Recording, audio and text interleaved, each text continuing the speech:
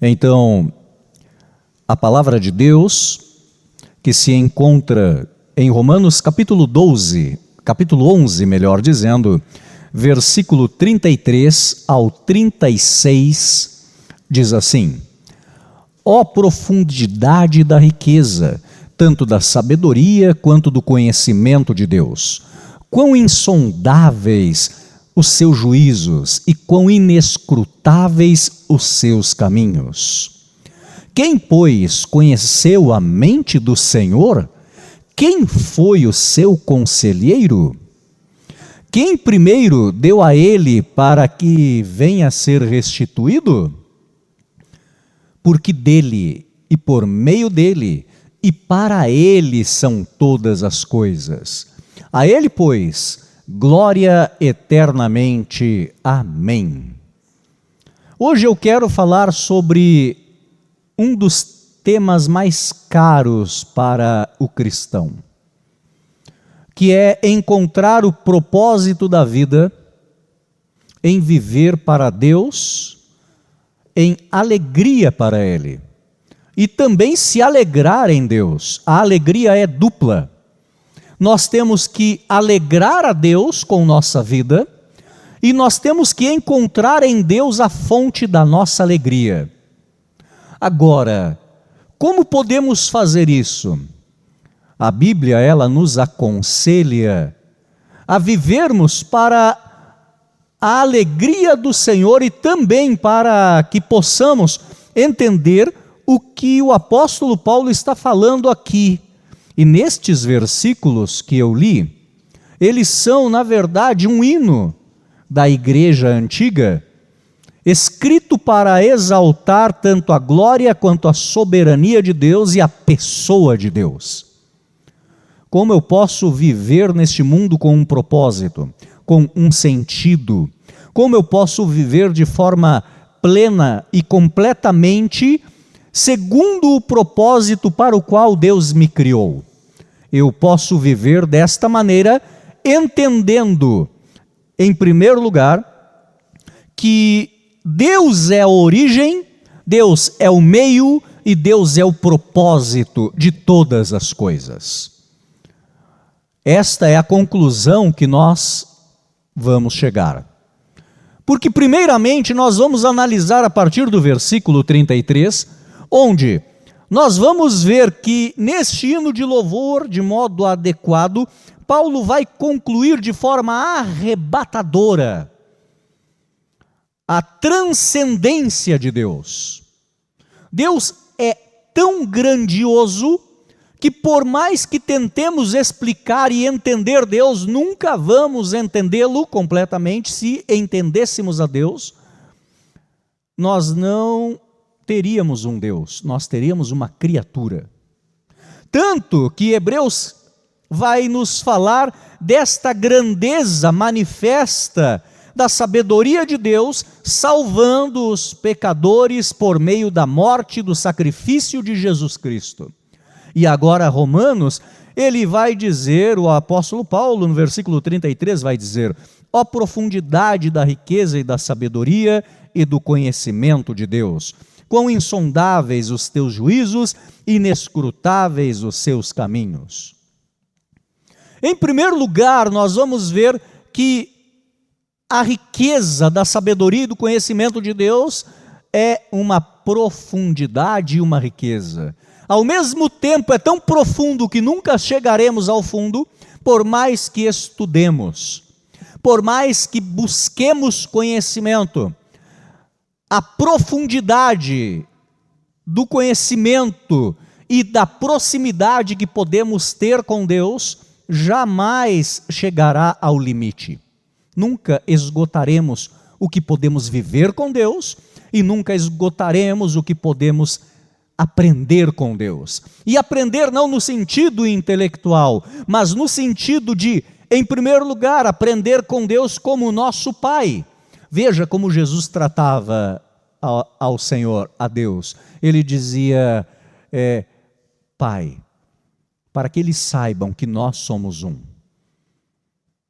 Então ele chamava Deus de Pai. Nunca vamos esgotar nosso relacionamento com Deus, sendo nosso Pai, porque isto é de forma grandiosa descrita pelo apóstolo Paulo como a profundidade da riqueza, e ao mesmo tempo é o maior tesouro que temos. Qual é o maior tesouro que alguém pode ter? O maior tesouro que alguém pode ter não está guardado num banco, não está convertido em papel moeda ou em moeda. Não é convertido em bens e valores materiais. Mas o maior valor que alguém pode ter, a maior riqueza que alguém pode ter, é fazer parte da família de Deus, ser por Ele amado, ser por Ele salvo e também viver para a glória e a alegria desse Deus. Aí então entendemos o que é uma profundidade de sabedoria e uma riqueza diante dele. Tanto de sabedoria como de conhecimento de Deus, quão insondáveis e justos os seus juízos, quão inescrutáveis os seus caminhos. Quando Deus julga, Deus é justo. Agora, nós temos a tendência a discutir com Deus, achando que Deus não é exatamente justo quando julga. Porém, Deus nunca pode ser acusado de injustiça. Quando Deus julga com justiça. E a justiça de Deus não é manchada pelo pecado. A justiça de Deus não é manchada pela falta de conhecimento de fatos. A justiça de Deus não é manchada pelo suborno. A justiça de Deus é perfeita, como perfeito é Deus. Deus, em sua onisciência, nada lhe escapa. Em sua onipotência, nada lhe foge ao poder. Não há onde Deus não esteja, portanto, não tem como mentir para Ele. Então, os juízos de Deus, aquilo que Deus decide fazer é sempre perfeito. Suas decisões são sempre justas, mas nem sempre entendidas. Nem sempre vamos entender do porquê Deus age como age. Vamos aos exemplos? Muitas das vezes, Paulo queria ir para um lugar, mas no caminho Deus direcionava ele para outro. Que sentido faria para a maioria das pessoas hoje Deus apresentar-se a uma pessoa e dizer: sai de casa, sai do meio dos teus parentes? A maioria diria: Senhor, deve ter um engano.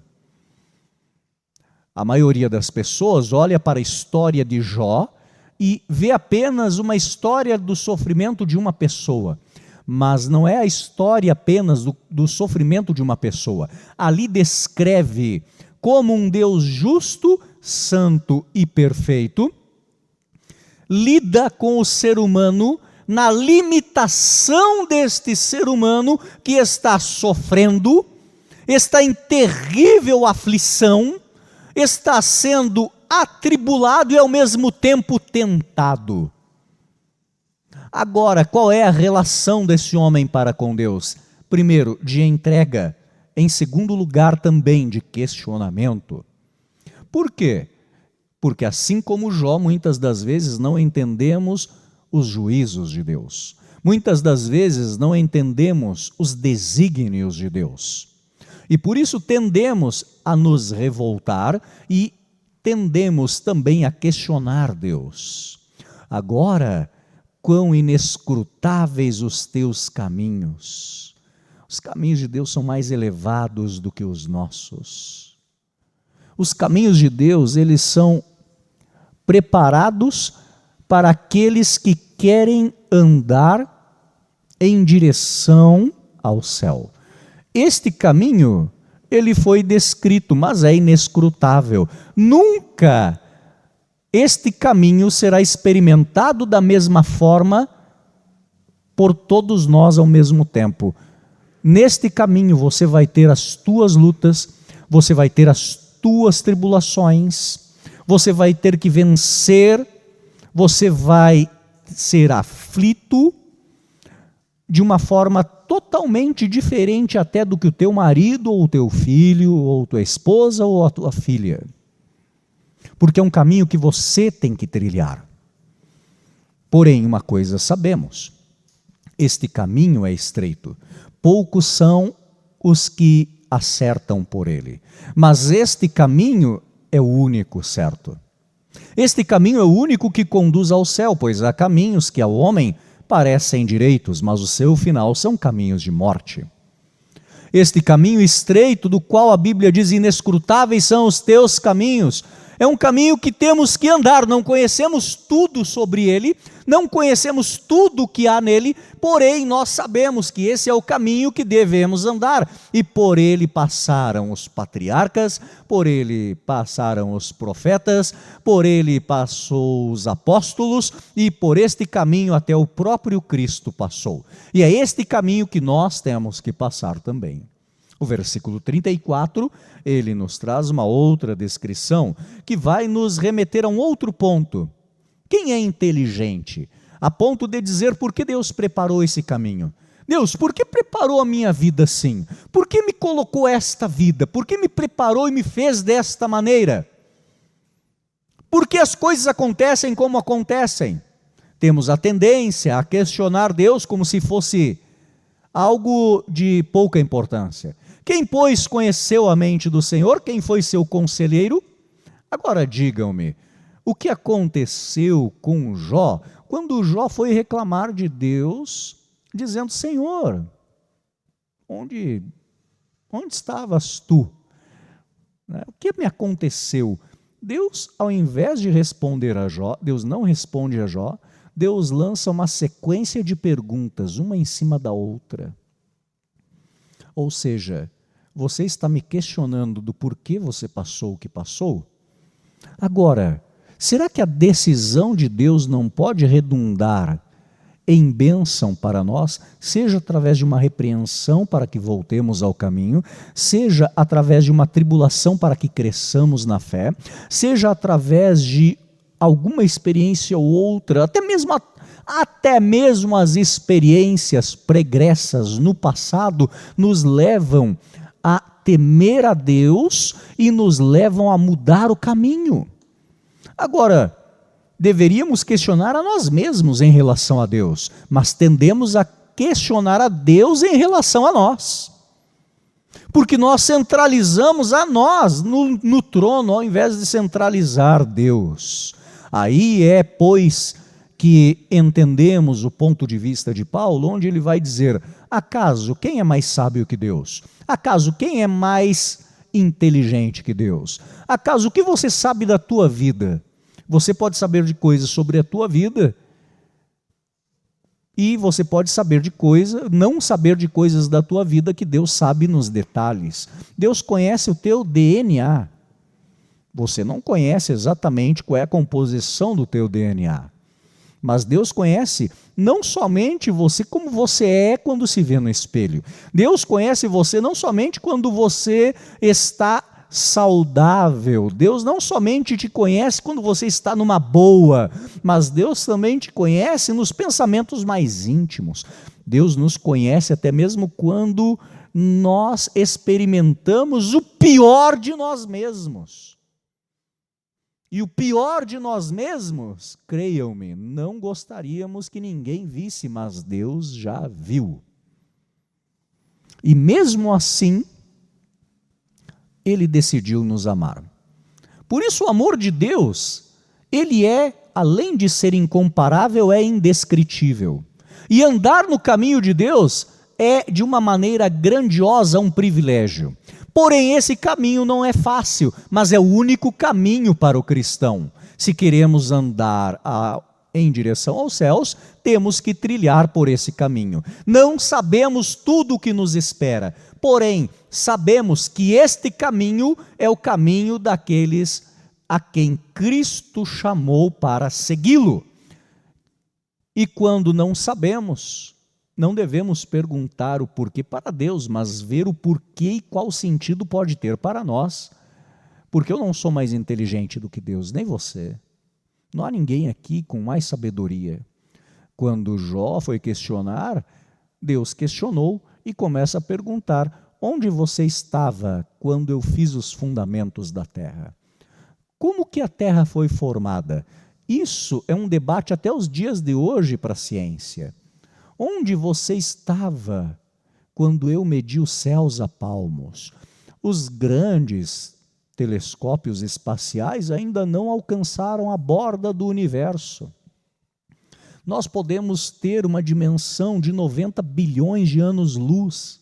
Isso quer dizer que se nós tivéssemos uma vida de 90 bilhões de anos, e se nós viajássemos à velocidade da luz em uma nave interestelar, nós levaríamos a nossa vida toda para chegar à borda do universo conhecido, em uma única viagem, apenas de ida e não de volta. Agora você vê que quando a Bíblia diz que Deus mede os céus a palmos, quer dizer que isso não é nada diante dele. A mente do Senhor é tão grandiosa e é nela, baseado no próprio Deus e em seu conhecimento, em sua sabedoria, que nós devemos descansar. Versículo 35 vai dizer: quem primeiro deu a ele para que venha a ser restituído? Quem é mais poderoso do que Deus para que Deus fique devendo a esta pessoa? O que Deus deve a alguém para que Deus deva restituir? Vivemos um momento em nossa história onde as pessoas estão muito voltadas para si mesmas, quando deveriam estar muito mais voltadas para Deus. Restitui, eu quero de volta o que é meu. Até há cânticos assim, não é? Pois bem, quem deu a ele para que venha a ser restituído? Veja que nesse ponto, quando nós entendemos este ponto aqui, primeiro, Deus não tem conselheiros, porque é Ele quem sabe tudo. Deus não necessita de conselheiros para lhe ensinar o que fazer. Mas Deus é o conselheiro, esse é o ponto, a quem nós podemos recorrer para conselho. Segundo, Deus não tem credores, mas nós sim devemos tudo a Deus. Este é o ponto. Deus não nos deve nada, mas nós devemos tudo a Deus. Como assim? O versículo 36, que é o último desse nosso texto hoje, ele vai dizer: porque dele, e por meio dele, e para ele são todas as coisas. Aqui nós temos o primeiro ponto, porque dele. Deus é a origem de tudo. Se você abrir a Bíblia no primeiro capítulo de Gênesis, você vai ver: no princípio criou Deus os céus e a terra. Se você seguir a descrição de Gênesis, que é uma narrativa, você vai ver como Deus criou as coisas. Agora, esse Deus que é a origem de tudo, também é a origem não somente de tudo que vemos, mas é a nossa origem. O Salmo 139, ele vai dizer que Ele nos viu quando nós éramos substância ainda informe, no ventre de nossa mãe. Ele nos viu quando ninguém nos via, Ele nos viu quando não tínhamos forma, e Ele decidiu nos amar. Veja que este Deus, sendo a origem de tudo, Ele é a origem do ser humano. O ser humano foi por Ele criado, então o ser humano só se realiza nele. A humanidade só se realiza em Deus, não é através do progresso. Não é através do conhecimento, não é através da tecnologia. O ser humano não se realiza nisso, o ser humano só se realiza no Criador, que é a origem de sua vida, é a origem de tudo que existe. Deus tem em si todo o poder de existência, mas nós não temos. Deus tem o poder de trazer à existência o que não existe. O tempo teve origem, o espaço teve origem e a matéria teve origem. E o que deu origem a isso? Deus. porque dele são todas as coisas. Eu e você somos dele, o mundo é dele, o universo é dele, céus e terra são dele, tudo é dele. Não há um átomo nesse universo, não há algo, mesmo que seja invisível, microscópico, não há nada por gigantesco, seja um buraco negro, uma supernova, que tem a dimensão de várias vezes o tamanho do nosso Sol, ou até mesmo o tamanho de nossa galáxia. Nada escapa ao poder do Deus Criador. Nada escapa à sua visão. Nada escapa ao seu poder. Nada escapa ao seu conhecimento. Nada escapa. Ele é a origem de tudo. E então só encontramos a finalidade de nossa existência no nosso Criador. Você não vai encontrar a razão da tua existência em outra coisa, senão em Deus. E Deus não é coisa, Ele é o Criador. Agora, se Deus também é a origem, Deus é o meio, porque dele e por meio dele são todas as coisas. Por meio dele é que eu e você vivemos. Sabia que só vivemos, só abrimos os olhos por meio da graça de Deus, por meio daquele favor de Deus, porque Deus quer? Se Deus não quisesse, nós, em um momento, pararíamos de respirar. Deus nos sustenta, Deus é o sustentador do universo. Agradeça a Deus pelo que você tem, porque é por meio dele que você é o que é. A tua vida pode não ser fácil, a tua vida pode ser difícil, mas pense onde você está, pense para onde você vai, pense o privilégio de poder ter o que você tem, viver o que você vive, ter vivido o que você viveu e ter a esperança de um futuro que ainda está aguardando você. É isso que movia Paulo. Ele disse: as coisas velhas passaram, eis que tudo se fez novo. Eu prossigo para o alvo, para o prêmio da minha suprema vocação em Cristo Jesus. Então, diante disso, é por meio de Deus. E aqui é interessante que há muitos comentaristas, e entre estes comentaristas, Charles Hodge, quando comenta este capítulo de Romanos, ele vai dizer que Deus aqui, nesses versículos, é Deus o Pai, Deus o Filho e Deus o Espírito Santo. Está falando da Trindade. Por isso ele divide de três formas.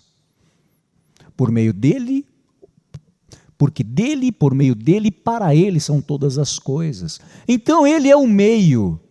O que você quer ser na vida? Inclua Deus aí, porque Deus é o meio pelo qual você pode chegar lá com sucesso. O salmo que foi lido de manhã diz: de que vale ao trabalhador edificar a sua casa, se Deus não edificar? De que vale trabalhar duro, comer pão de dor, sofrer bastante para edificar e construir alguma coisa? Será em vão se Deus não estiver ali. Um laço de 3 dobras não se rompe facilmente. Pode ser você, pode ser a tua esposa, mas ali tem que estar Deus. É Deus na família, é Deus na vida. Onde você quer chegar? O que você quer fazer? Como você quer marcar tua existência? Você já parou para pensar? Havia um homem, um rapaz, magricelo, magro, sem muita expressão. Ele foi pastor de uma igreja congregacional por bastante tempo. Ele pensava bastante, muita gente dizia: eu não entendo nada do que ele fala. E ele pastoreava uma igreja, depois foi convidado para ser reitor em Princeton. O nome dele, Jonathan Edwards. Jonathan Edwards tinha uma saúde que não era boa.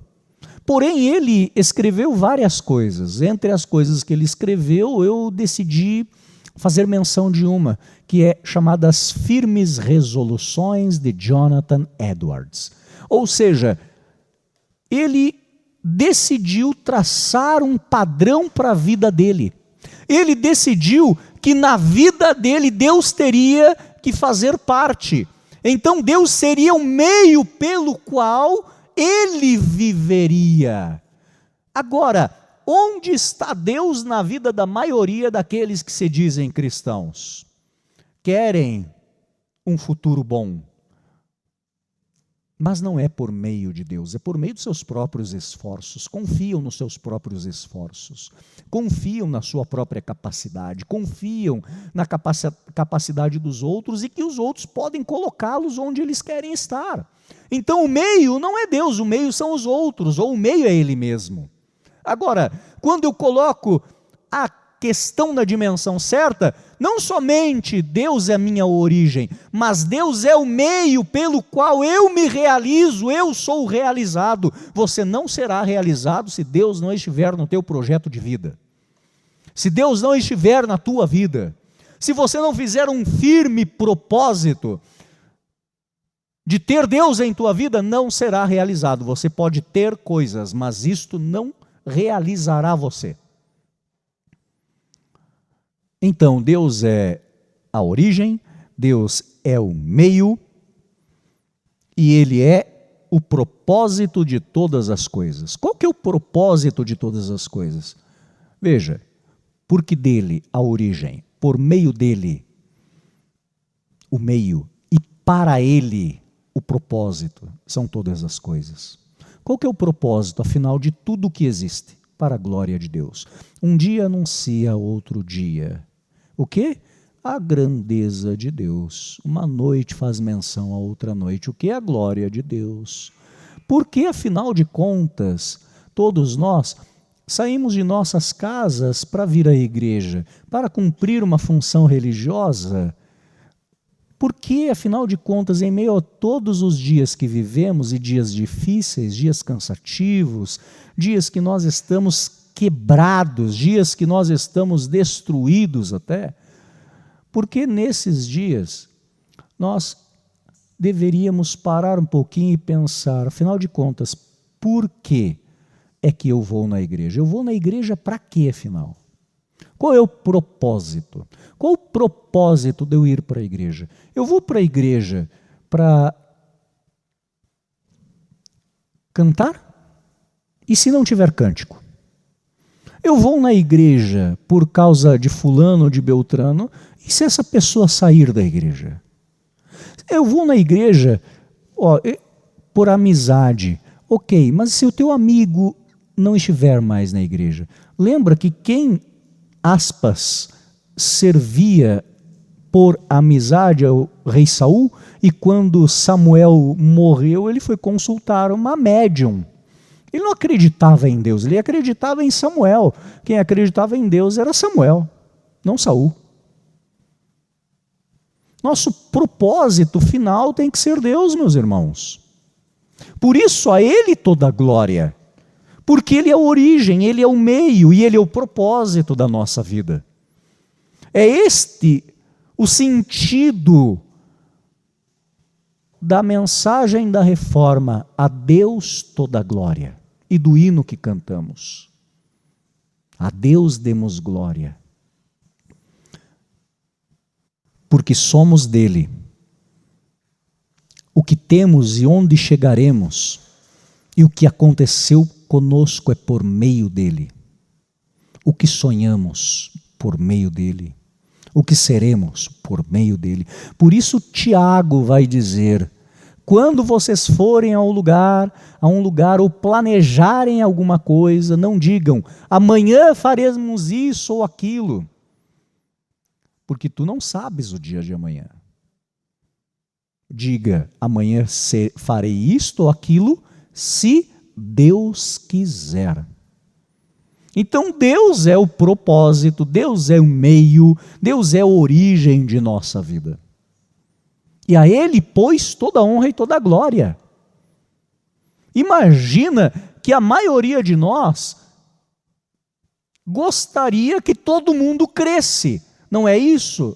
É por isso que evangelizamos. É por isso que às vezes passamos por ridículos, por pessoas que não têm conhecimento algum de coisa nenhuma e acham que são muito inteligentes. Quando falamos de Deus, ainda somos ridicularizados. Mas qual é o motivo? Primeiro motivo, para a glória de Deus. Segundo motivo, é uma ordem, ele disse para falar. Terceiro motivo, eu não quero ir para o céu sem pelo menos falar do amor de Deus a alguém. Mesmo que a minha vida não esteja perfeitamente, eu vivo a tensão. Qual é a tensão? Já sou salvo, porém ainda não sou perfeito. As imperfeições da minha própria vida me confrontam. As imperfeições do meu temperamento, as imperfeições da minha saúde. Porém, uma coisa é certa, eu só consigo ter um propósito de vida em Deus. E aqui eu entendo que Deus dá origem ao plano de salvação. Cristo executa este plano de salvação.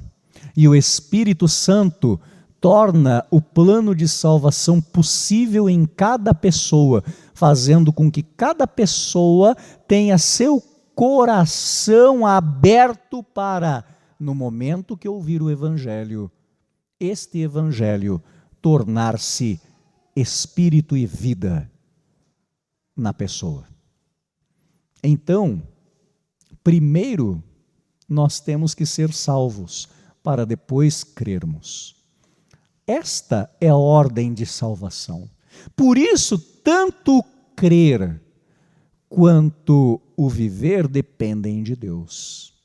Por isso, não somente Ele é a origem, não somente Ele é o meio, mas Ele também é o propósito.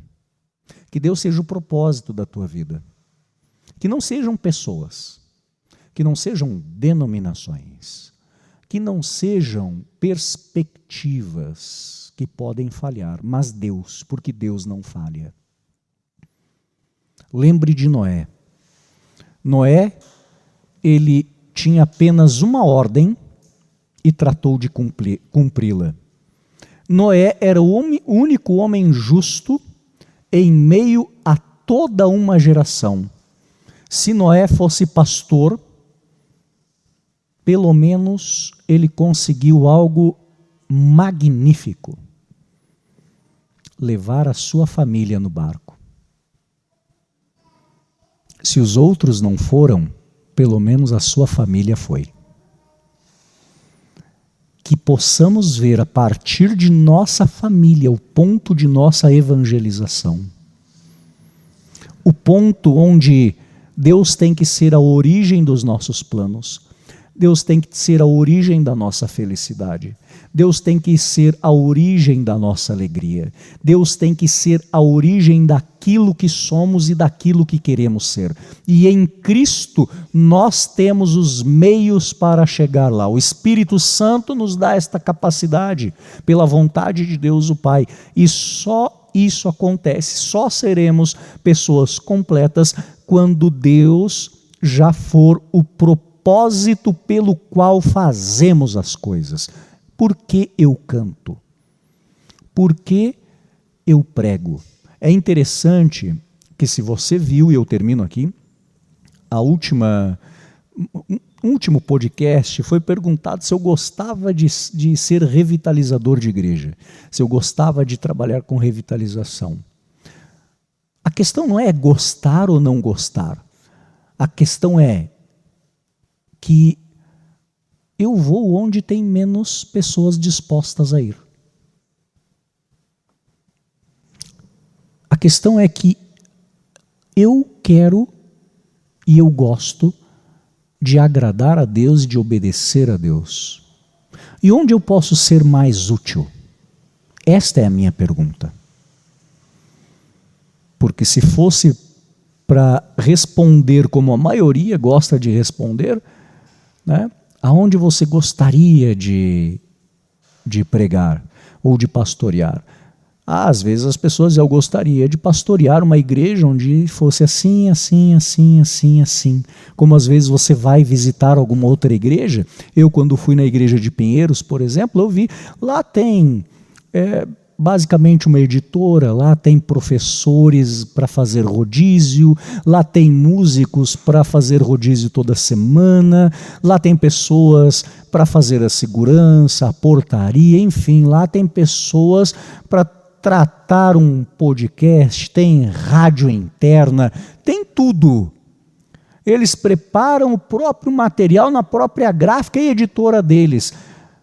Agora, sabe que eu me alegro que quando eu chego no lugar onde eu pastoreio, que mesmo não tendo nada daquilo, Deus sempre tem o seu remanescente que é fiel. Sempre tem.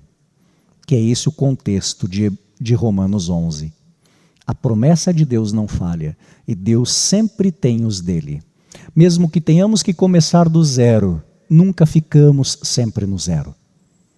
Por quê? Porque o que nós fazemos é para Deus. Como nós fazemos é por meio de Deus. E o propósito é para glorificá-lo para sempre. Amém.